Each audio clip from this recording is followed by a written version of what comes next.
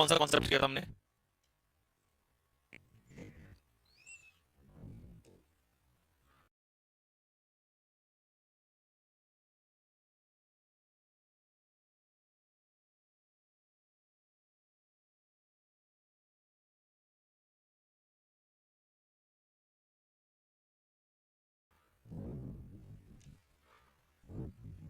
Last का concept बताइए, दिखाइए अभी।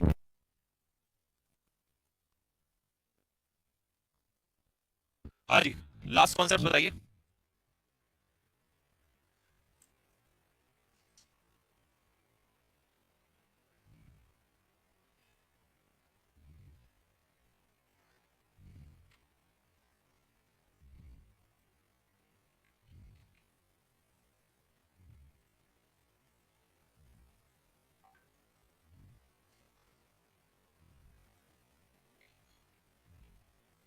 कॉन्सेप्ट, आज का पहला कॉन्सेप्ट क्या सिखाता है हम लोगों को? फर्स्ट कॉन्सेप्ट की बात करेंगे। आज का कॉन्सेप्ट नंबर 1 क्या है? आज का हमारा कॉन्सेप्ट है डिफरेंस बिटवीन मैनी और मच। मैनी और मच में क्या डिफरेंस होता है? देखिए, मैनी हमेशा अपने पीछे क्या लेगा? प्लूरल नाउन लेगा। क्या लेगा भाई? Plural noun. और मच अपने पीछे क्या लेगा? मच अपने पीछे लेगा अनकाउंटेबल नाउन। क्या लेगा? Uncountable noun. तो मच के पीछे हमेशा यूज करेंगे अनकाउंटेबल नाउन और मैनी के पीछे यूज करेंगे हमेशा प्लूरल नाउन। ठीक है भाई, यहां तक बात क्लियर हो गई सभी को? चलिए एक बार कॉन्सेप्ट देख लेते हैं। तो उसने कहा है कि मच मच हमेशा अपने पीछे क्या लेगा? Uncountable noun. और मैनी के पीछे हमेशा क्या आ जाएगा? प्लूरल नाउन आ जाएगा। तो वर्ब भी कैसी आ जाएगी? प्लूरल आ जाएगी। ठीक है, यहां मच अनकाउंटेबल नाउन है तो वर्ब भी कैसी आ जाएगी? सिंगुलर आ जाएगी। अब एक चीज और देखना, हमने कहा कि भैया मैनी के पीछे प्लूरल नाउन आएगा, लेकिन अगर इसी को एग्जामिनर ने ऐसे घुमा के दे दिया कि मैनी के पीछे आर्टिकल ए और एन लगा दिया, तो ऐसी परिस्थिति में क्या करोगे? ऐसी परिस्थिति में जैसी मैनी के पीछे ए और एन लगेगा तो ये नाउन हो जाएगा सिंगुलर और वर्ब भी हो जाएगी सिंगुलर। इस बात को थोड़ा सा ध्यान में रखना है। ठीक है, क्योंकि मैनी आ का मतलब होता है एक के जैसे बहुत सारे। मैनी का मतलब होता है बहुत सारे, और मैनी आ का मतलब होता है एक, बहुत सारे। यानी कि जैसे मैंने कहा कि भाई रोहन के जैसे बहुत सारे लड़के, तो मतलब यहां पर फोकस एक पे चल रहा होगा। तो मैनी के बाद आर्टिकल अगर ए और एन आएगा तो नाउन हमारा रहेगा सिंगुलर, वर्ब भी रहेगी सिंगुलर। अगर मैनी है तो मैनी के बाद प्लूरल नाउन, तो ऑब्वियसली बात है वर्ब भी कैसी रहेगी? हमारी प्लूरल वर्ब रहेगी। ठीक है जी, चलिए। जैसे कि मान लो यहाँ पर एग्जांपल दिया उसने, मैनी अ गर्ल। ठीक है, अब मैनी के बाद जैसी आ लगाया, नाउन कैसा कर दिया उसने? सिंगुलर। वर्ब भी कैसी कर दी? सिंगुलर। ठीक है, चलिए ये वाला पॉइंट क्लियर हो गया सभी को? मैनी और मैनी में डिफरेंस क्लियर हुआ? Example, there is oblique are much traffic in Delhi these days. आजकल दिल्ली में बहुत ज्यादा क्या है? ट्रैफिक है। ट्रैफिक कैसा नाउन होता है? अनकाउंटेबल नाउन होता है। तो इसीलिए मच के पीछे हमने क्या लगाया? अनकाउंटेबल नाउन लगाया। ठीक है जी, चलिए अब जैसे ही अनकाउंटेबल है तो इसके पीछे वर्ब भी कैसी लगेगी? सिंगुलर लगेगी। तो इसका सही उत्तर क्या हो जाएगा? इज हो जाएगा, आर नहीं होगा। ठीक है, चलो नेक्स्ट, मेनी स्टूडेंट्स। अब मेनी स्टूडेंट्स यहाँ पर कैसा सब्जेक्ट हुआ? प्लूरल हुआ। प्लूरल हुआ तो हमारी वर्ब भी कैसी हो जाएगी? प्लूरल हो जाएगी। ठीक, तो ये था पहला कॉन्सेप्ट जो कि मेनी और मच में डिफरेंस देखा, और आपने मेनी और मेनी आ में भी डिफरेंस देख लिया। ठीक है, अब हम चलते हैं आज के कॉन्सेप्ट नंबर 2 की तरफ कि कॉन्सेप्ट नंबर 2 हमें क्या दिखाना चाहता है। ये कॉन्सेप्ट भी बहुत इंपॉर्टेंट है, इसको आज के हिसाब से हम लोग कॉन्सेप्ट नंबर 2 कह रहे हैं। क्या है भाई आज का कॉन्सेप्ट? मॉडल को लेकर बहुत ज्यादा परेशान रहते हैं बच्चे और मॉडल की कहानी समझ में नहीं आती। तो मैं एक पिक्चर मेथड से आपको सिखाता हूं कि ये मॉडल की कहानी है क्या। समझिए, जब भी कभी सेंटेंस में आपको मॉडल दिया हो तो मॉडल अपने आप में क्या होती है? हेल्पिंग वर्ब होती है। वर्ब की कौन सी फॉर्म आती है? बेस फॉर्म आती है। लेकिन ये बेस फॉर्म किस में आती है? एक्टिव वॉइस में। किस में आती है? एक्टिव वॉइस में आती है। अगर इसी का हमने पैसिव कर दिया तो यही कहानी पलट जाएगी। इसी कहानी को अब हम कैसे लिखेंगे कि आप एज इट इज यहां पर क्या लिखोगे? मॉडल लिखोगे। मॉडल के पीछे आपको बी लगाना पड़ेगा और वर्ब की क्या हो जाएगी? थर्ड फॉर्म हो जाएगी। तो कई बच्चे ये कहते हैं कि भैया जब मॉडल आपने कहा था तो मॉडल के पीछे थर्ड फॉर्म क्यों लगाया? लेकिन वो ये नहीं देखते कि यहाँ पर बी भी लगा होता है, तो इसका मतलब ये पैसिव को इंडिकेट कर रहा है। अगर एक्टिव होगा तो की बेस फॉर्म, और पैसिव होगा तो वर्ब की थर्ड फॉर्म हो जाएगी। इसी को एक अगर छोटे से एग्जांपल से मैं आपको समझाने की कोशिश करूं तो एक बहुत आसान से एग्जांपल से ले सकते हैं। जैसे मान लो आपने कहा you we must not cut trees. हमें पेड़ जो है वो नहीं काटने चाहिए। अब अगर मैं कहूं कि इसका पैसिव वॉइस बनाइए तो आप देखोगे कि इसका पैसिव किस तरीके से बनेगा। अपने माइंड में फटाफट बनाओ जल्दी से। सबसे पहले हम यहां पर, ये हमारा सब्जेक्ट है और ये हो गया हमारा ऑब्जेक्ट। तो ऑब्जेक्ट को पहले ले लेंगे तो ट्रीज एज इट इज रहेगा। Trees must not as it is आ जाएगा, बी लग जाएगा मॉडल में। अच्छा अब मुझे बताओ, एक कॉन्सेप्ट मैंने एक दिन सिखाया था आपको कि कट की 3 फॉर्म क्या होती है? कट की मेरे भाई 3 फॉर्म होती है, कट कट कट। तो अब यहां पर आप कटेड नहीं कर सकते, तो इसका उत्तर हो जाएगा कट। ठीक है, trees must not be cut. अब ये जो कट है ना, देखो यहां पर तो ये कट क्या है? वर्ब की बेस फॉर्म है, और यहां पर जो ये कट है वर्ब की थर्ड फॉर्म है। बस इतना याद रखना इसको। ठीक है, इसी को अगर हम एक और एग्जांपल से समझे तो ऐसे समझ सकते हैं that I can solve this puzzle, मैं इस पजल को सॉल्व कर सकता हूं। और अगर इसी को आप पैसिव बना रहे होंगे तो ये आपका सब्जेक्ट है और ये आपका ऑब्जेक्ट हो गया। तो सबसे पहले आप क्या ले रहे होंगे, this puzzle model as it is आ जाएगा, कैन बी लग जाएगा। अब ये जो सॉल्व है यहां पर वर्ब की बेस फॉर्म है, लेकिन यहां पर क्या हो जाएगा, सॉल्व्ड हो जाएगा। This puzzle can be solved by me, ये लग जाएगा। बात समझ में आ गई सभी को, this puzzle can be solved by me, ये पजल मेरे द्वारा सॉल्व की जा सकती है। Puzzle can be solved by me, ये पजल मेरे द्वारा सॉल्व की जा सकती है। ठीक है, ठीक है सर। पुरानी क्लास, इसके पिछले वाली क्लास कहाँ मिलेगी? इसके पिछले वाली क्लास बेटा आपको रिपीटर्स बैच में मिलेगी। अगर आप सारी क्लास को रिकॉर्डेड फॉर्म में देखना चाहते हो, क्विज एंड ऑल, तो आप इसके पीछे ये वाला बैच आप कैरियर डिफेंस एकेडमी पे ज्वाइन कर सकते हो। रिपीटर्स बैच के अंदर आपको सारी क्लासेस मिल जाएंगी। ठीक है, चलो भाई वापस आते हैं क्वेश्चन के ऊपर। क्वेश्चन आपको मैंने समझाई दिया कॉन्सेप्ट क्या है। ठीक है, अब इसके क्वेश्चंस लगाओ। सबसे पहले पहला क्वेश्चन क्या दिया हुआ है यहाँ पर, इन दोनों में क्या मिस्टेक है? एक बहुत ही स्मार्ट स्टूडेंट जो स्मार्ट अप्रोच से क्वेश्चन को सॉल्व करेगा वो देखो कैसे पकड़ेगा। पहला क्वेश्चन, दे आस्क्ड मी, हमारी रिपोर्टिंग वर्ब किस में है, पास्ट में। अगर रिपोर्टिंग वर्ब पास्ट में होती है तो हमें ये बात बहुत अच्छे से पता है कि रिपोर्टेड स्पीच भी किसमें होता है, पास्ट में। तो विल का पास्ट क्या हो गया, वुड हो गया। लेकिन कई बच्चे कहते हैं कि वुड के पीछे यहां पर सेकंड फॉर्म, लेकिन नहीं, वुड अपने आप में क्या है, मॉडल है। और दुनिया का कोई भी मॉडल अपने पीछे डायरेक्ट क्या लेगा, बेस फॉर्म लेगा। तो यहां पर वेंट नहीं होगा, गो होगा। बेहतरीन एग्जांपल है ये क्वेश्चन सीधा सीधा आपके एग्जाम में पूछ लेता है। ठीक है, क्योंकि बच्चों को लगता है कि यार विल के साथ तो सही था, लेकिन वुड पास्ट में गया तो इसको भी पास्ट में करो। ये पास्ट में नहीं होगा, वुड के पीछे भी गो का ही इस्तेमाल होगा। आप कहोगे भैया लेकिन आप तो पास्ट कर रहे हो, तो पास्ट मेरे भाई विल का पास्ट वुड किया है ना, गो का वेंट थोड़ी कर दोगे। फिर तो तुमने मॉडल के पीछे सेकंड फॉर्म लगा दोगे, ऐसा तो गलत हो जाएगा। मॉडल सेकंड फॉर्म लेता नहीं है, मॉडल तो अपने पीछे बेस फॉर्म लेता है। तो इसीलिए ये क्वेश्चन बेहतरीन क्वेश्चन है, इंपॉर्टेंट क्वेश्चन है ये। ठीक है, लेकिन क्वेश्चन नंबर 2 अपने आप में एक बवाल क्वेश्चन है। क्या, द स्टूडेंट्स टोल्ड। अब ये हमारी क्या है, रिपोर्टिंग वर्ब है। फिर से रिपोर्टिंग वर्ब किसमें हो गई, पास्ट में हो गई। अगर मेरे भाई रिपोर्टिंग वर्ब पास्ट में है तो आगे चल के स्पीच पास्ट में हो जाएगा। तो यहां तो वुड इसने सही दे दिया, लेकिन इस बार इसने चालाकी क्या कर दी, वुड के पीछे हैव लगा दिया। अब मैं आपको एक बात और सिखाना चाहता हूं कि कभी भी मॉडल दिया हो तो उसके पीछे तो आप लगाओगे वर्ब की बेस फॉर्म।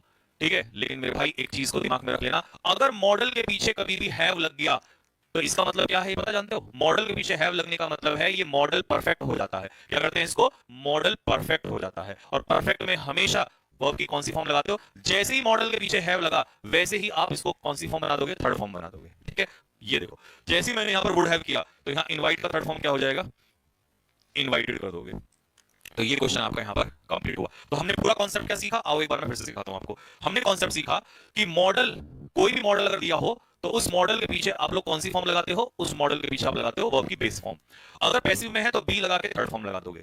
लेकिन अगर उसने हमारे साथ खेल खेला, मॉडल के पीछे हैव लगाया, तो हम भी थर्ड फॉर्म लगा देंगे, क्योंकि मॉडल हैव लगते ही क्या हो जाता है, परफेक्ट हो जाता है। और मॉडल परफेक्ट का मतलब है कि आपको थर्ड फॉर्म लगानी पड़ेगी। कुछ बच्चे ऐसा भी कहते हैं कि भैया क्या हम ऐसा कर सकते हैं कि मॉडल के पीछे कभी हैज लगा सकते हैं, नेवर एवर। अगर लगाया भी हो, एनडीए 2023 के सेकंड टर्म में क्वेश्चन पूछा था, तो उसको छोड़ देना, वहां से तुरंत हटा देना। मतलब मॉडल के पीछे हैज और मॉडल के पीछे हेड कभी आप यूज ही नहीं कर सकते। ये बहुत बड़ी बात बताई है, जिसको जनरली जो बच्चे होते हैं वो गलती कर देते हैं इसको। मॉडल के पीछे कभी भी परफेक्ट बनाने के लिए हेड और परफेक्ट बनाने के लिए हैज कभी नहीं लग सकता। मॉडल के पीछे सिर्फ और सिर्फ लगेगा हैव, और जैसे ही हैव लगेगा तो वर्ब की लग जाएगी थर्ड फॉर्म। ये बहुत काम की चीज आपको सिखा दी गई है भाई। ठीक है, चलिए अब चलते हैं हम लोग आज के अगले कॉन्सेप्ट के ऊपर। अगला कॉन्सेप्ट आपको क्या सिखाता है, कॉन्सेप्ट नंबर 3। आज का कॉन्सेप्ट नंबर है भाई 3।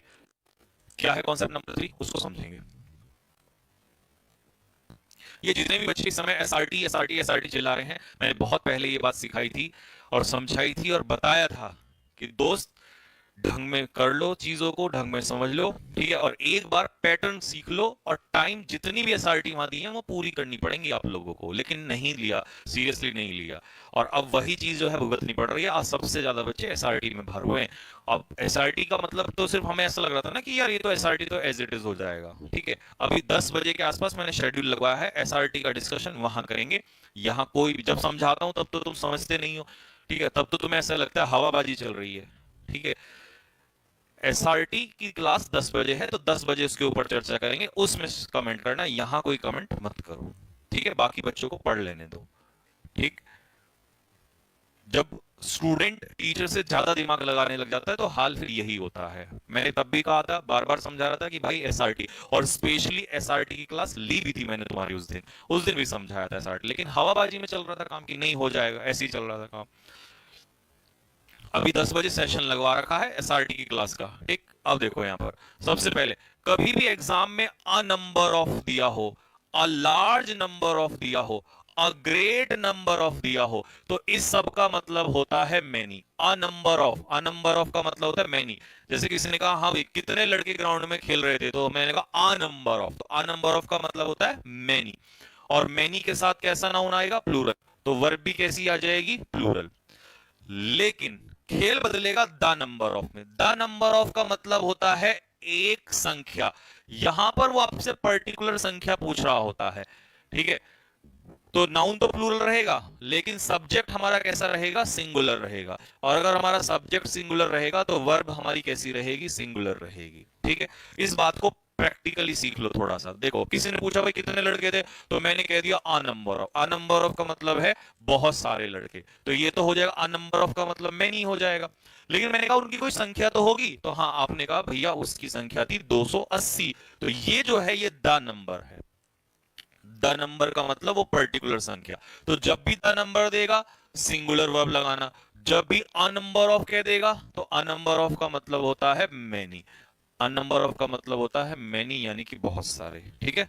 आ जाओ अब इसके एग्जाम्पल पे देखो, एग्जाम्पल कैसे निकालोगे वो सीखो। दोनों में बताओ क्या आंसर आएगा।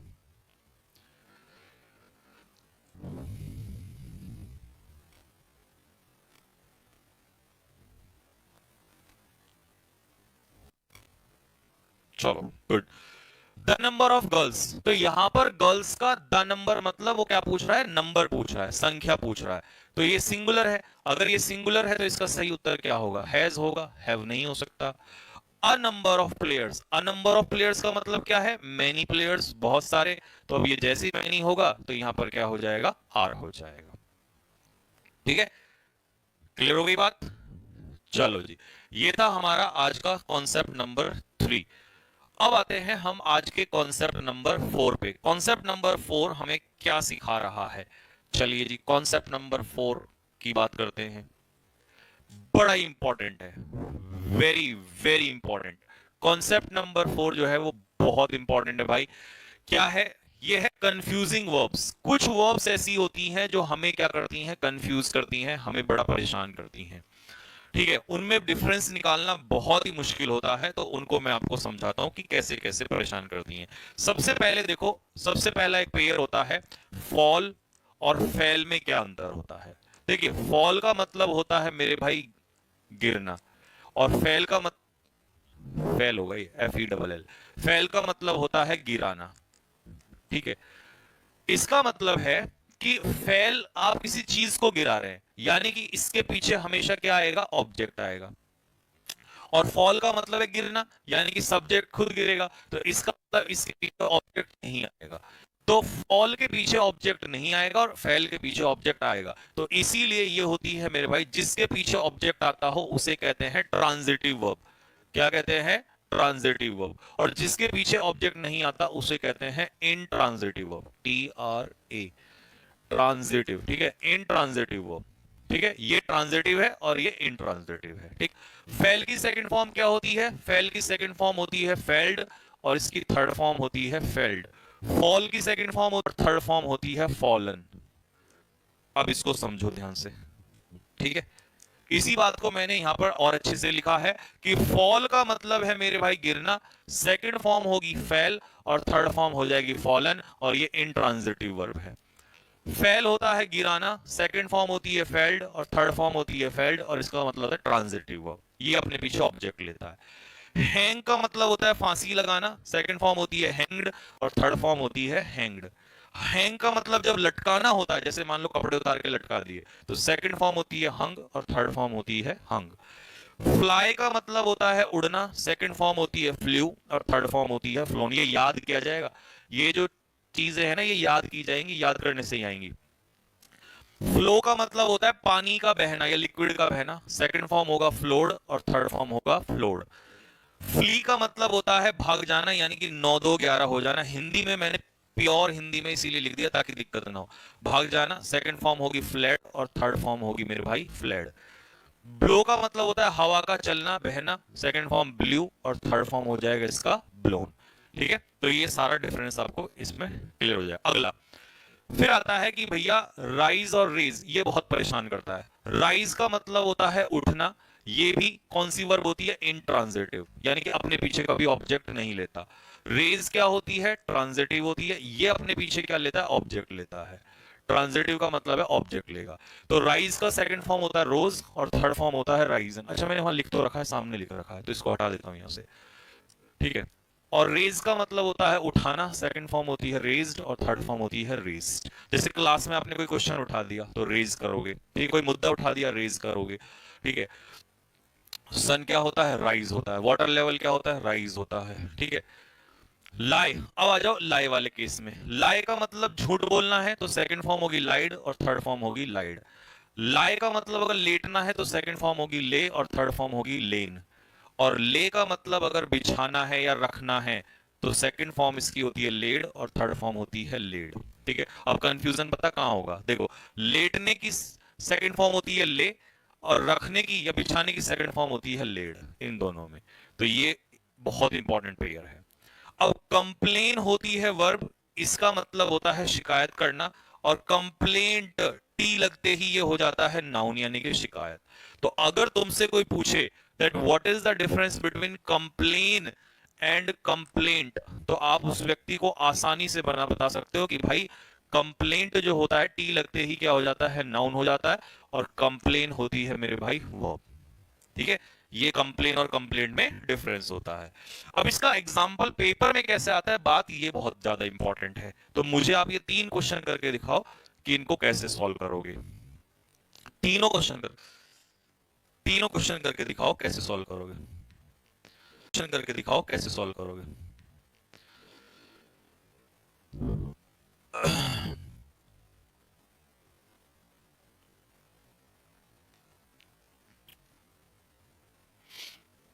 कंप्लेन वर्ब होती है और कंप्लेंट नाउन होता है।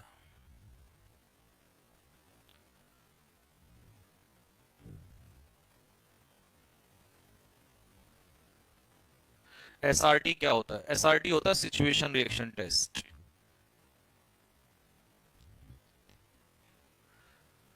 चलो जी, अब देखो, he was laying in the sun. Sun का मतलब है वो धूप में लेटा हुआ था। वो धूप में लेटा हुआ था सुबह। तो इसका मतलब यहां पर आपको फ्रेजल, यहां पर आपको वर्ब चाहिए लेटना। लेटना, ठीक है। और ले का मतलब क्या होता है? रखना। तो रखने में आईएनजी लगा दिया, गलत। तो ही वॉज लाइंग, वो लेटा हुआ था। राखी ने टेबल को गेस्ट के लिए लगाया। अब राखी गेस्ट के लिए टेबल लगा रही है, तो टेबल लगाना ये तो फर्स्ट फॉर्म होती है। सेकंड फॉर्म क्या होगी? ले की सेकंड फॉर्म क्या होती है? लेड होती है। दे लॉज आ क्या होता है? आर्टिकल, और आर्टिकल के पीछे क्या होगा? नाउन, और कंप्लेंट नाउन ही तो होता है। इसका मतलब ये तीसरे वाला सही है, इसमें कोई मिस्टेक नहीं है। अगर यहाँ टी ना लगा होता तो मैं इसी में एरर निकाल देता, क्योंकि यहां पर आर्टिकल के बाद आपको नाउन चाहिए, है ना। तो कंप्लेंट टी वाला जरूर चाहिए। The Himalayan reverse flow through out India, ठीक है। हिमालयन नदियां जो हैं वो क्या करती हैं? बहती हैं। तो हिमालयन रिवर्स हमारा सब्जेक्ट है जो कि प्लूरल है, और फ्लो का मतलब होता है बहना, तो इसका मतलब ये बिल्कुल सही है। द रॉबर्स फ्लू, रॉबर्स होते हैं लुटेरे, और लुटेरे जो थे वो उड़ गए। लुटेरे उड़ गए, उड़े नहीं। देखो, फ्लाई का सेकंड फॉर्म क्या होता है? फ्लाई उड़ना, सेकंड फॉर्म फ्लू। तो उड़ेंगे नहीं, 9 2 11 हो जाएंगे। तो फ्ली का सेकंड फॉर्म होता है, देखो फ्ली होती है फर्स्ट फॉर्म, तो इसका सेकंड फॉर्म क्या होगा? फ्लैड। तो वहां से 9 2 11 हो गए, ठीक है। जैसे ही शहर में उन्होंने डकैती डाली उसके बाद वहां से गायब हो गए। तो फ्ली का सेकंड फॉर्म फ्लैट हो जाएगा। तुम कहोगे भैया फ्ली कहां लिखा है आपने? तो मैं कहूंगा भाई मैंने सब लिख के जो बताया वो सब लिख के दे रखा, ये रहा। फ्ली का मतलब होता है 9 2 11 होना, इसकी सेकंड फॉर्म और थर्ड फॉर्म, तो ये वाला सेकंड फॉर्म लगेगा। और हम क्या लगा रहे थे? फ्लू मतलब उड़ना, तो उड़ना नहीं होगा, 9 2 11 हो जाएगा, ठीक है भाई। अगला, पिंटू ने फांसी लगा दी अपने कोट को, ठीक है, जब वो घर पहुंचा। तो पिंटू अपने कोट को फांसी नहीं लगाएगा, पिंटू अपने कोट को क्या लगा करेगा? टांग देगा। तो हंग हो जाएगा, सेकंड फॉर्म टांगना। इस तरीके के क्वेश्चन आपके पेपर में आपसे पूछेगा भाई।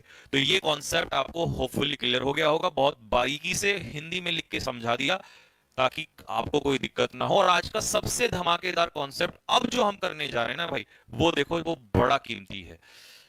और इसका लेवल भी थोड़ा सा अच्छा है। देखो क्या है, मैंने एक सेंटेंस पूछा आपसे और ये नेवी के एग्जाम में क्वेश्चन आपसे पूछा था। क्वेश्चन ये है कि लेट मी टू गो, क्या ये कहना सही है? कमेंट बॉक्स में लिख के बताओ, लेट मी टू गो कहना सही है या गलत है।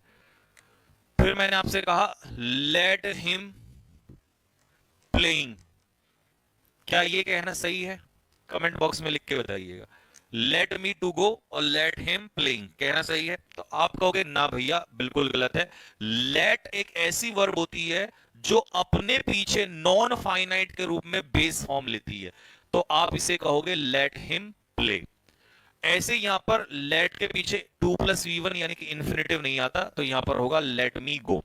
तो आपने मुझे यहां पर बताया कि लेट एक ऐसी वर्ब है जो अपने पीछे वर्ब की बेस फॉर्म लेती है, यानी कि इसे बेयर इंफिनिटिव कहते हैं। तो ये नॉन फाइनाइट जो है, ठीक है, नॉन फाइनाइट जो है ये आता है बेयर इंफिनिटिव यानी कि वर्ब की बेस फॉर्म। तो ऐसी ही मैं आपको कुछ 3-4 वर्ब दूंगा जो पेपर में आपसे पूछ लेता है, इसको दिमाग में रखना, बहुत इंपॉर्टेंट क्वेश्चन है। क्या है समझो। देखो कुछ ऐसी वर्ब होती हैं जैसे कि मान लो लेट, बिड मतलब allow, see, notice, watch, hear, smell, feel, help, make. और मेक मतलब पॉजिटिव वर्ब यानी कि किसी से कोई काम करवाना, इस सेंस में, ठीक है, इस सेंस में ये अपने पीछे क्या लेती हैं? वर्ब की बेस फॉर्म लेती हैं। क्या लेती हैं? वर्ब की बेस फॉर्म। इनसे एक क्वेश्चन आपके पेपर में बन जाता है, ठीक है। इन वर्ब के बाद जो दूसरा वर्ब आता है, जो दूसरा वर्ब है ना, इसी को हम क्या कहते हैं? नॉन फाइनाइट कहते हैं। क्या कहते हैं? Non finite. तो वो बेयर इन्फिनेटिव, बेयर इन्फिनेटिव लिखा हुआ है प्रॉपर हिंदी में, एकदम क्लियर लिखा हुआ है कि इन वर्ब के बाद जो बाद में नॉन फाइनाइट आता है वो बेयर इन्फिनेटिव होता है, यानी कि वर्ब की फर्स्ट फॉर्म, फर्स्ट फॉर्म का मतलब है बेस फॉर्म टू के बिना। इससे आसान तरीका तो लिखने का, समझाने का भाई फिर गोबर गणेश है ना, वो भी बच्चा भी समझ जाएगा। प्रॉपर हिंदी में लिख दिया कि भैया टू के बिना, मतलब टू वहां पर नहीं लगेगा इन सभी वर्ब्स के बाद, ठीक है।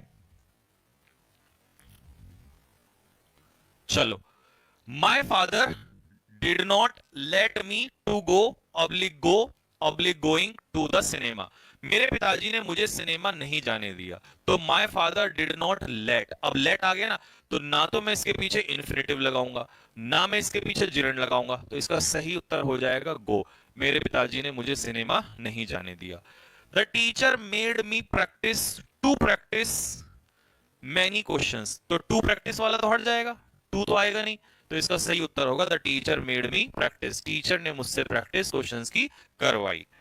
I saw him cross the road, तो मैंने उसे देखा टू क्रॉस द रोड, गलत। I saw him cross the road, मैंने उसे रोड क्रॉस करते हुए देखा, तो यहां पर आएगा बेयर इन्फिनेटिव, यानी कि ये 2+V1 वाला क्वेश्चन जो है वो गलत है, ठीक है भाई। तो ये हो गया। अब किसी बच्चे की नजर ना हल्की सी, पता कहां पड़ी होगी, किसी बच्चे की हल्की सी नजर पड़ी होगी, या नोट्स में बाद में देखोगे कि हेल्प के साथ दोनों एक्सेप्टेबल हैं, 2+V1 भी और V1 भी। लेकिन मैं डाउट छोड़ूंगा नहीं, सुनो ध्यान से, ये कब पॉसिबल है उसको समझ लो, ठीक है। जब हेल्प एक्टिव वॉइस में होगा, एक्टिव वॉइस में, तब तो इसके पीछे लगेगा बेयर इन्फिनेटिव यानी कि वर्ब की बेस फॉर्म। लेकिन अगर यही हेल्प पैसिव वॉइस में होगा तो वहां पर आप क्या कर दोगे? 2+V1 कर दोगे पैसिव में।